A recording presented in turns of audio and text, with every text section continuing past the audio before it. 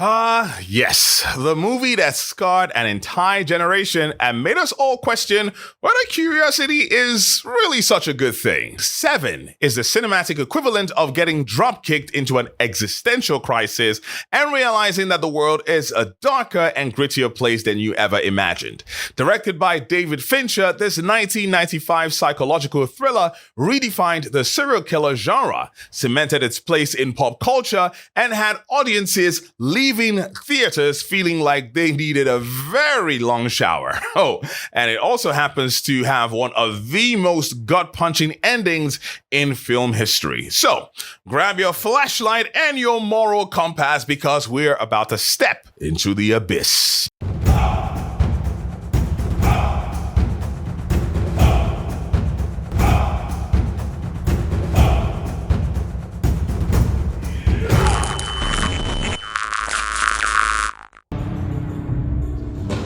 To wear blinders sometimes.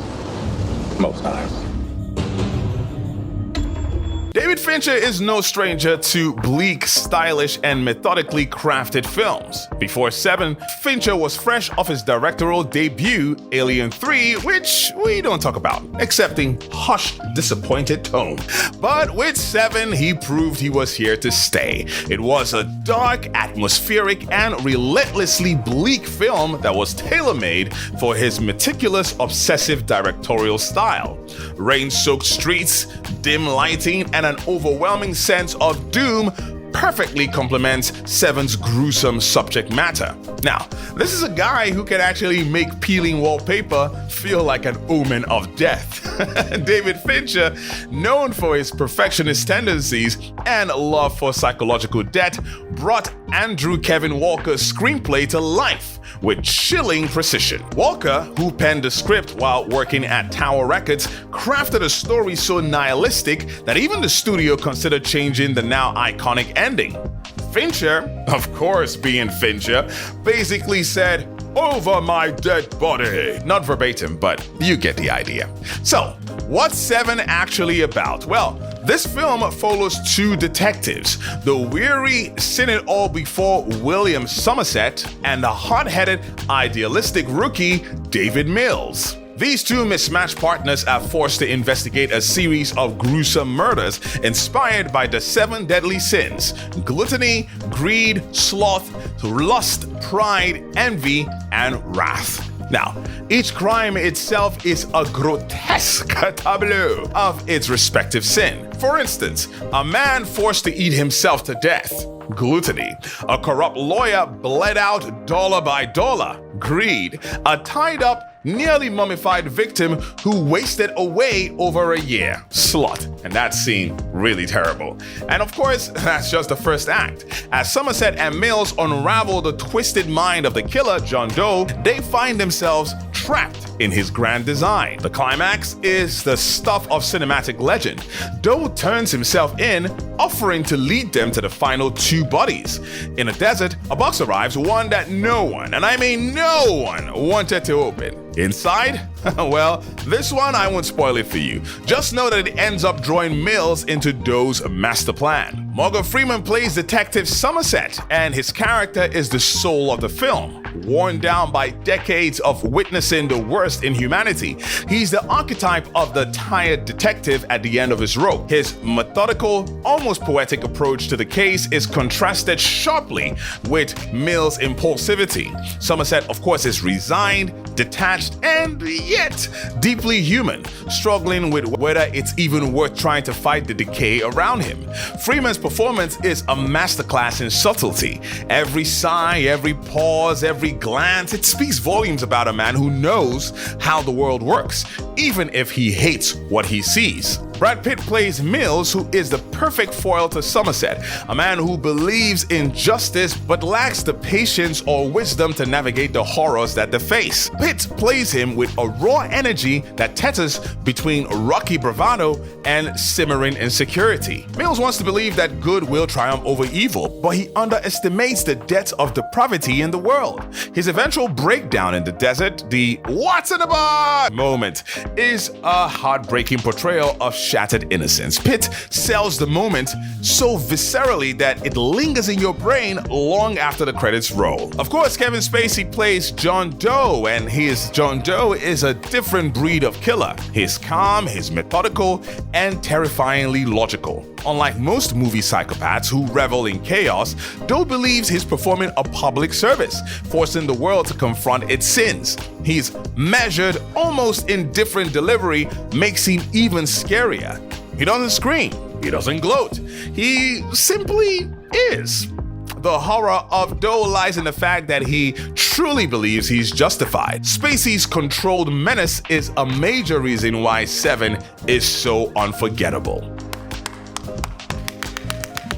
So, back in 1986, Andrew Kevin Walker, a bright-eyed, aspiring screenwriter, swapped the peaceful suburbs of Pennsylvania for the gritty, crime-ridden streets of New York City, a move that gave him enough culture shock to inspire a nightmare. By 1991, while working on a soul-sucking retail job at Tower Records, a rite of passage for many struggling creatives apparently, Walker channeled his urban misery into writing Seven, a script about a serial killer punishing victims according to the 7 deadly sins. Cheery stuff. At the time, Hollywood was hungry for high-concept thrillers, and Walker figured a grim detective story with a sinister twist might just get him a ticket into the industry.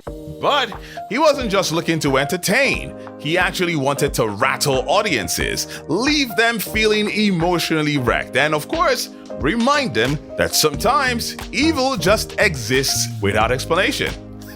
Fun! For inspiration, he didn't have to look too far. New York streets provided him with plenty of crime and sin on display, helping him to craft a killer, literally, who fixates on society's moral decay.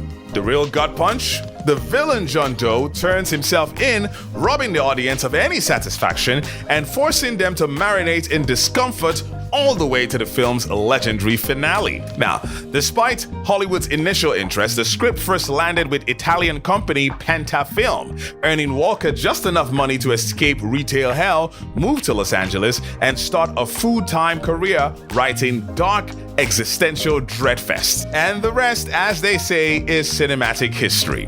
The film's famous bleak ending was nearly changed, with the studio suggesting that Doe kidnapped Tracy, Mill's wife, instead of, well, doing what he eventually did. Thankfully, Fincher and Pitt fought for the original version. Brad Pitt actually injured his arm also while filming a chase scene in this movie from the apartment building, which is why his character wears a cast in the latter half of the movie, so that cast is real from an actual real injury. Also, the notebooks found in John Doe's apartment, well, those were filled with actual insane ramblings meticulously written by crew members over months. And did you know that the opening credits of this film, featuring a 9-inch nail score and jittery hand scroll text, were one of the first use of digital manipulation? Yeah. Kevin Spacey's name wasn't even in the opening credits to keep the audience in suspense. And guess what? It worked. Really shocked me, to be honest. The movie's setting is, of course, never specified, adding to the timeless, inescapable dread. Seven, of course, was a sleeper hit that year it came out. It grossed $327 million worldwide against a budget of $33 million. The critics were scored. Roger Ebert called it one of the darkest, most harrowing thrillers of the 1990s. Even the New York Times labeled it a grim masterpiece that lingers in your psyche. Empire magazine called it brilliant, horrifying, and unforgettable. The film became a cult classic, of course, because there are no happy endings here. The movie smacks you in the face and leaves you stunned, and unlike most movie murderers, John Doe actually wins. And that's what makes this movie truly disturbing. The cinematography is gritty, it's grim, it's timeless. This is peak 90s crime thriller aesthetics. Plus, the film doesn't rely on jump scares. It unsettles you by showing you just how dark humanity can be. Fincher solidified himself as the master of psychological thrillers with Seven. He paved the way for Fight Club, for Zodiac, and for Gone Girl. The film also redefined serial killer movies, influencing everything from Saw all the way down to True Detective. It tapped into a rare kind of horror, not just the horror of gore, but the horror of inevitability. The dread that no matter how hard you fight, the darkness might still win. Come on now, dog. Come on, man. And that, my friends, is why Seven isn't just a thriller. It's a gut-wrenching, soul-crushing experience. If you haven't seen Seven, do yourself a favor, watch it. Just maybe keep something lighthearted on standby for after. Maybe Toy Story or Paddington 2, because trust me, you're gonna need it. That's all I've got for now. Till next time, take care of yourself and stay safe.